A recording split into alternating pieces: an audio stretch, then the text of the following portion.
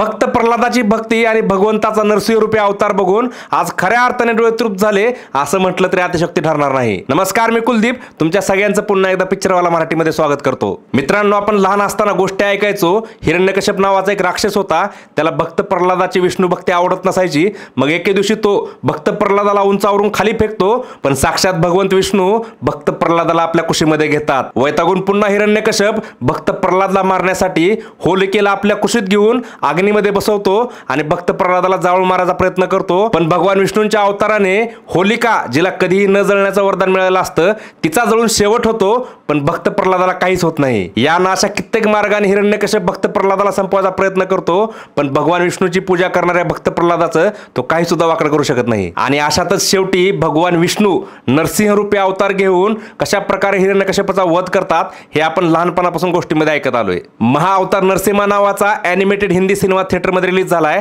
आणि त्याच निमित्ताने आपण आता गप्पा मारतोय। आता बऱ्याच लोकांना प्रश्न पडेल की लहानपणापासून आपण ज्या गोष्टी ऐकत आलोय त्याच गोष्टी सिनेमात असतील तर हा सिनेमा का बघायचा?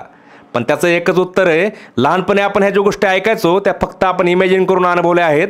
आता ह्या सगळ्या गोष्टी भव्य दिव्य रूपात तुमच्या समोर थिएटरमध्ये येतात, त्यावेळेस तुम्हाला जो अनुभव भेटेल ना ते बघून तुमचे डोळे तृप्त होतील ही गोष्ट नक्की आहे। आणखी एक गोष्ट मी तुम्हाला खात्रीशीर सांगू शकतो, जेव्हा जेव्हा तुम्हाला भगवंत विष्णू स्क्रीनवर दिसतील तुमचा हात आपोआप जोडला जाईल। एवढा अप्रतिम शक्तीचा, भक्तीचा आणि आशीर्वादाचा हा संगम असलेला सिनेमा बनलाय। भारतीय सिनेमा आता कात टाकतोय तो देखील आपल्या संस्कृतीला सोबत घेऊन, आणि या सगळ्याला साथ देण्याची हीच योग्य वेळ आहे। मित्रांनो, हा सिनेमा फक्त लहान मुलांसाठी बनलाय असं समजण्याची चूक तुम्ही अजिबात करू नका। या चित्रपटातल्या गोष्टी आणि ह्या चित्रपटाची भव्यता बघून लहान मोठे कुणीही असो सगळ्यांचं मन तृप्त होईल एवढा अप्रतिम हा सिनेमा बनलाय। महाअवतार नरसिंह हा सिनेमा माझ्याकडून टॉपला रिकमेंड असणार आहे। तुम्ही अजून जर बघितला नसेल तर थिएटरला जा आणि हा सिनेमा नक्की बघा। ओम नमो भगवते वासुदेवाय नमः।